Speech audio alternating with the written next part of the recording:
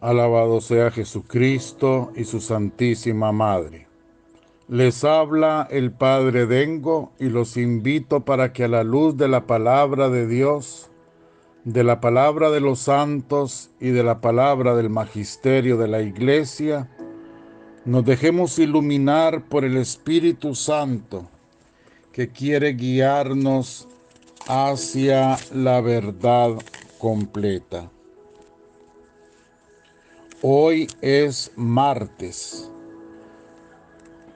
de la tercera semana del tiempo ordinario, ciclo C. Y la primera lectura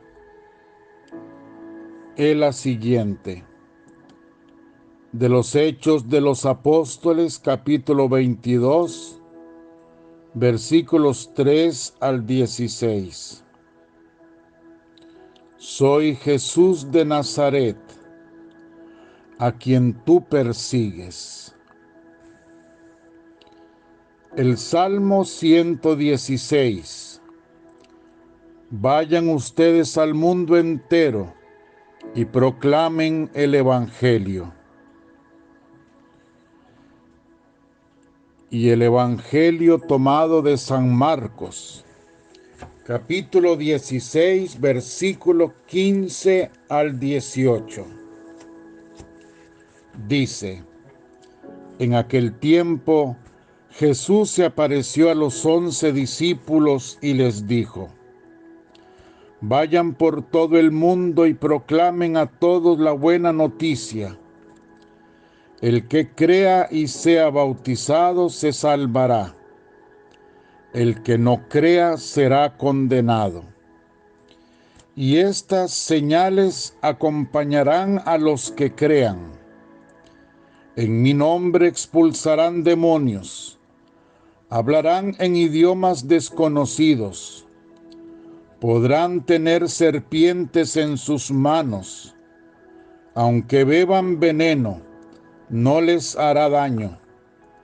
Pondrán sus manos sobre los enfermos y los curarán. Palabra del Señor. Gloria a ti, Señor Jesús. Esta es la palabra de Dios para este día. Y en este día celebramos la conversión de San Pablo, aquel que en el mundo se llamó Saulo, que fue un fariseo, un judío fanático, que persiguió a los cristianos. Él no conoció físicamente a Jesucristo, pero persiguió a los seguidores de Cristo. Hizo daño a la iglesia, trató de destruirla, y el Señor lo derribó de su yo, lo derribó de su soberbia, de su incredulidad. Y en un momento, el Señor, al decirle a través de una voz: soy Jesús de Nazaret, a quien tú persigues, lo movió de tal manera que Saulo entró inmediatamente en un proceso de conversión, en un proceso de aceptación de Jesucristo, al extremo de que tal fue la apertura de su corazón el olvido de sí mismo, que se enamoró de Jesucristo como Jesucristo se había enamorado de él, a tal grado que dio la vida por Cristo. Llegó a decir: ya no soy yo el que vivo, es Cristo quien vive en mí. En medio de las tribulaciones, en medio de los sufrimientos, de todo lo que tuvo que padecer por Cristo, San Pablo decía: ¿quién puede separarme del amor de Cristo? O sea, ¿quién puede quitarme esta felicidad que siento en mi interior? ¿Quién puede robarme esta paz? ¿Quién puede arrebatármela? Nadie, decía él, ni siquiera el hambre, ni siquiera la enfermedad, el frío, la desnudez, nada, decía Pablo. Así llegó a ser su amor por Jesucristo. Y esto que sucedió a Saulo, que luego se convirtió en Pablo, el gran apóstol de los gentiles, esto que sucedió en él, el Señor quiere que suceda en cada uno de nosotros. El testimonio de la vida de los santos es precisamente eso, un testimonio para que en nosotros se produzca algo similar. El Señor quiere que todos los hombres se salven. El Señor ha venido por todos. Así como se manifiesta en Saulo, de alguna manera se ha manifestado no una, muchas veces en nosotros, en nuestra vida. Pero tal vez hemos andado tan ciegos que no hemos captado su presencia, no hemos sabido escuchar su voz. Esto lo confirma el Catecismo de la Iglesia Católica en el numeral 74. Dios quiere que todos los hombres se salven y lleguen al conocimiento de la verdad. Primera Timoteo 2:4. Es decir, al conocimiento de Cristo Jesús. Es preciso, pues, que Cristo sea anunciado a todos los pueblos y a todos los hombres, y que así la redención llegue hasta los confines del mundo. Dios quiso que lo que había revelado para salvación de todos los pueblos se conservara por siempre íntegro y fuera transmitido a todas las generaciones. Dios quiere que todos los hombres se salven. Envió a su Hijo Jesucristo a todos los hombres, a todos, a usted, a mí. Dios quiere derribarnos de donde estamos parados, insensibles ante su presencia amorosa, encaprichados a seguir en un mundo de pecado, de deshonestidad, de desvergüenza. Dios quiere sacarnos de donde estamos metidos, Él ha venido por los pecadores. Él ha venido como médico a sanar a los enfermos. ¿Por qué nos hacemos daño nosotros mismos, negándonos la misericordia del Señor? Es que no vemos que precisamente este es el pecado contra el Espíritu Santo. En esto consiste la blasfemia contra el Espíritu Santo, en que nos encerramos a no aceptar su misericordia, su perdón. Ese es el problema. Y lo hacemos de tantas maneras, con indiferencia, con simplemente darle la espalda a todo lo que es de Dios, a la religión, a la iglesia.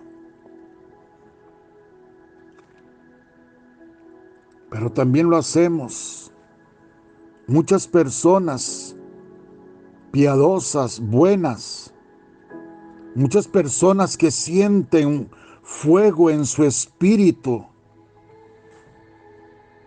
tristemente cierran su corazón al Espíritu Santo porque no se sienten perdonadas, porque no ven que Dios es capaz de venir por ellas.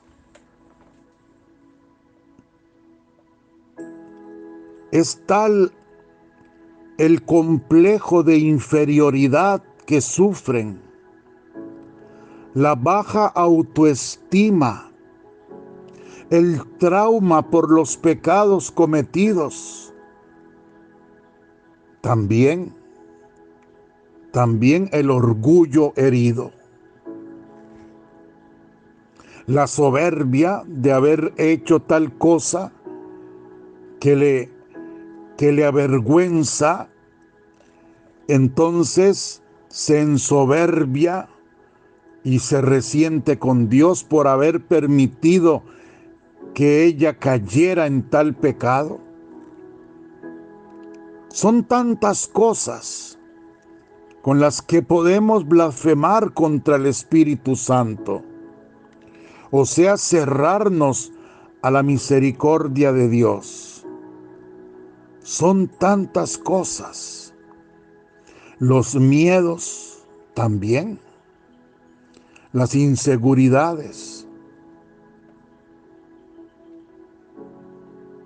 Por eso, el Señor no solo se muestra a nosotros como se mostró ante Saulo, llamándonos: soy yo, Jesús, a quien tú persigues. Y nos dice: soy yo, Jesús, el que te ama tanto, el que estuvo dispuesto a abrir sus brazos en la cruz y ser clavado en ella, el que supo dejar que su corazón fuera traspasado solo por amor. Yo soy Jesús, el que tú has ofendido tanto, pero que por encima de todas tus ofensas te amo con amor infinito. Vivo con amor enamorado para ti. Yo soy Jesús quien te ama. Yo soy Jesús quien te reclama. Yo soy Jesús quien no puede vivir sin ti. Eso es lo que nos dice el Señor. Se lo dice a usted, me lo dice a mí. Se lo dijo a Pablo. Yo soy Jesús, el que tú has ofendido, pero que te ama más, infinitamente más que todas tus ofensas y las ofensas de toda la humanidad. Por eso el Señor no solo se presenta ante cada uno de nosotros, sino que quiere que nosotros seamos sus colaboradores en ese mensaje de salvación, ese mensaje de amor y de misericordia. Dios quiere que nosotros seamos como una carta abierta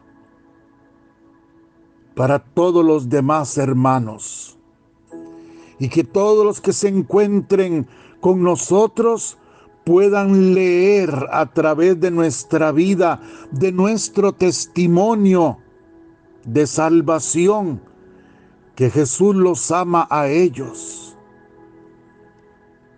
que Jesús ha venido a mostrarnos el amor del Padre y los ama a ellos y los invita a una vida nueva en su gracia. Eso es lo que el Señor quiere. Cristo nuestro Señor, en quien alcanza su plenitud toda la redención de Dios, dice el numeral 75 del Catecismo, mandó a los apóstoles predicar a todos los hombres el Evangelio como fuente de toda verdad salvadora y de toda norma de conducta, comunicándoles así los bienes divinos. El Evangelio prometido por los profetas, que él mismo cumplió y promulgó con su voz. Por eso Cristo escogió a 12 apóstoles. También fue acompañado por 72 discípulos, y a todos los que lo seguían, los hacía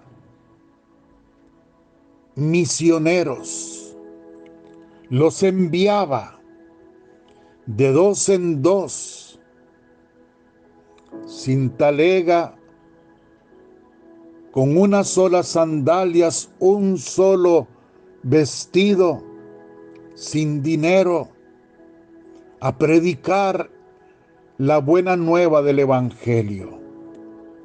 Esto quiere decir desnudos de sí mismos, vacíos de sí mismos, porque el apóstol tiene que estar vacío de sí mismo para que pueda predicar a Jesucristo y no predicarse a sí mismo, para que pueda transmitir el mensaje real, concreto de Jesucristo y no su propio mensaje o su propia interpretación. Jesús nos manda a todos, después de que Él ha tenido un encuentro personal con cada uno. Entonces, primero debemos procurar ese encuentro personal antes de atrevernos a ir a predicar un mensaje que no sería el de Jesús, sino el nuestro. Aquí lo estamos viendo con Saulo. El Señor se manifiesta personalmente a él. Y luego, Pablo, ya no Saulo, sino Pablo, tiene que retirarse a la meditación, a la profundización de ese mensaje de salvación, a vivir una relación más íntima, personal, por la oración con Jesucristo que lo llama. Y después de haberse vaciado totalmente de Él, entonces ahora sí, se convertirá en el apóstol de los gentiles, cruzando los mares y llegando a tierras lejanas para expandir el reino que Jesucristo vino a instaurar en la tierra. Pero después de un encuentro personal, de una profundización, de intimidar con el Señor, después de intimidar profundamente con el Señor, desprendiéndose de todo, de Él mismo y de todo. Así Pablo se dejó sanar por Jesús. Así se dejó liberar de los demonios que tendría dentro cuando era perseguidor del cristianismo. Así se dejó sanar, liberar. Así el Señor hizo en él una criatura nueva. De ahí hasta el cambio del nombre de Saulo, que se llamaba ahora Pablo. Igualmente, porque el Señor nos manda a que lo prediquemos a Él y también a través de los signos de sanación, de liberación. El Señor quiere sanarnos y liberarnos primero a nosotros mismos. La cuestión tiene que comenzar por nosotros mismos. ¿Cómo vamos a ser educadores de la fe? ¿Cómo vamos a ser transmisores de un mensaje liberador si nosotros estamos llenos de cadenas que nos esclavizan, llenos de enfermedades espirituales, emocionales? ¿Cómo vamos a predicar a un Cristo vivo si más de uno de nosotros anda por el mundo predicando, pero muertos en el espíritu?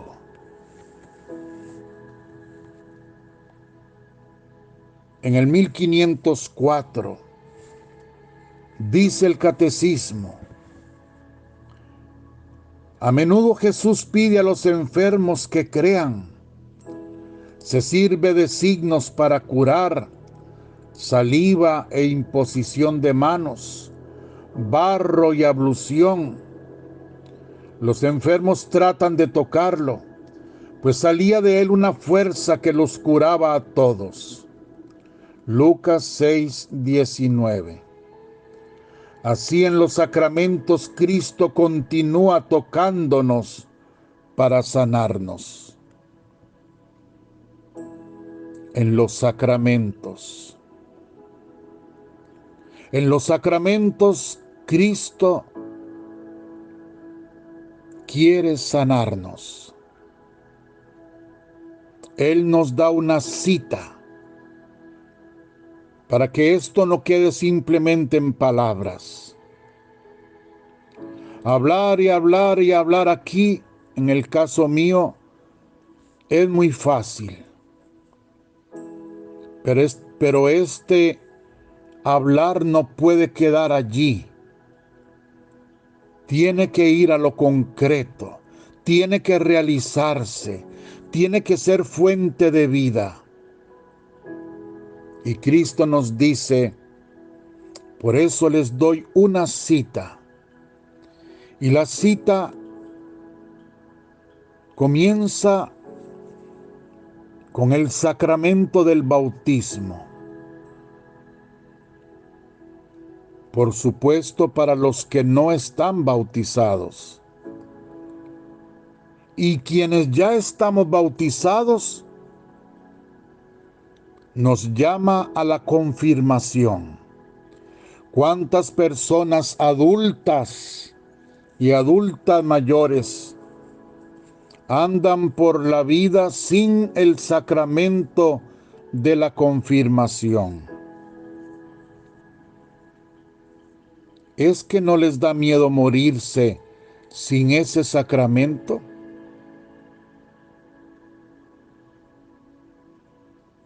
Y si ya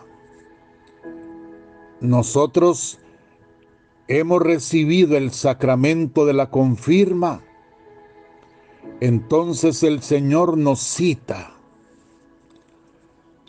Él quiere darnos una cita en el sacramento de la confesión de los pecados. Y este sí que tenemos que repetirlo tantas veces cuanto sea necesario.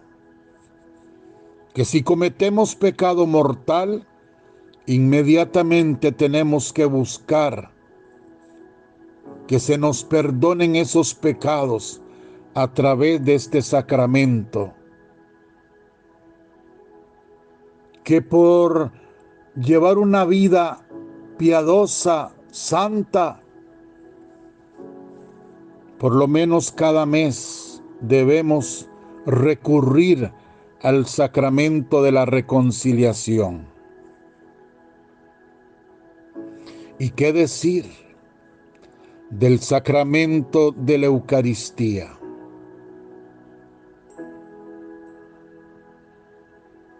Comer el pan bajado del cielo, beber de su sangre para tener vida eterna. Es la presencia real de Cristo que queda reservada en el sagrario. Y desde allí Él nos espera para fortalecernos, para seguirnos curando, para seguirnos liberando desde el sagrario. Vean cómo el Señor nos da cita tras cita. Él quiere ser un Dios real en nuestras vidas. ¿Cuántas personas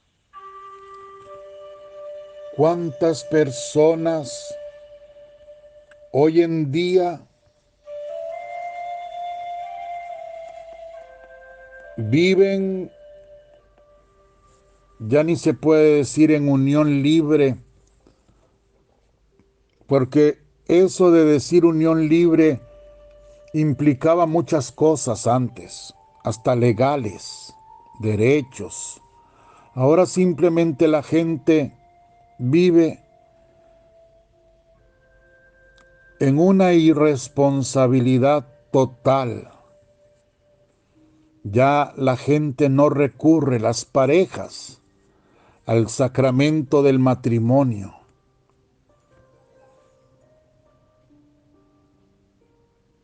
¿Cómo vivir así? Es que no piensan que pueden morirse, que van a morirse.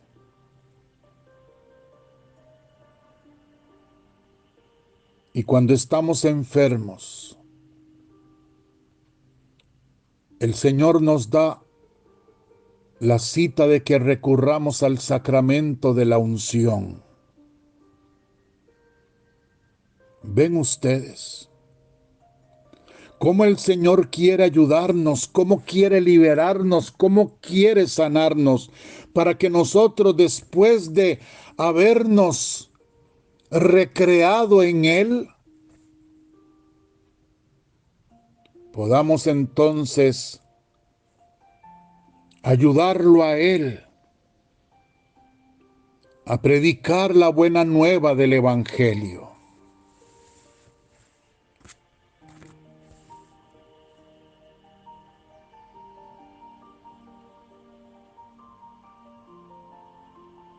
Dice el Catecismo en el 1505, conmovido por tantos sufrimientos, Cristo no solo se deja tocar por los enfermos, sino que hace suyas sus miserias. Él tomó nuestras flaquezas y cargó con nuestras enfermedades. Mateo 8:17. No curó a todos los enfermos. Sus curaciones eran signos de la venida del reino de Dios. Anunciaba una curación más radical, la victoria sobre el pecado y la muerte por su Pascua. En la cruz Cristo tomó sobre sí todo el peso del mal y quitó el pecado del mundo. Juan 1:29, del que la enfermedad no es sino una consecuencia. Por su pasión y su muerte en la cruz, Cristo dio un sentido nuevo al sufrimiento. Desde entonces, éste nos configura con Él y nos une a su pasión redentora. Conmovido por los sufrimientos, Cristo sana y Cristo envía discípulos, apóstoles, discípulos, misioneros, a curar, a liberar a todas las gentes, anunciándoles la llegada del reino. Somos enviados por Cristo y ya hemos meditado suficiente el método que debemos seguir. Primero, dejarnos tocar por Cristo, aceptar a Cristo, reconocer a Cristo como lo que Cristo es, dejarnos salvar por Cristo, y entre más pecado tengamos, más debemos dejarlo, pues es el único Salvador. ¿A quién va a salvar a Cristo si yo no me dejo salvar?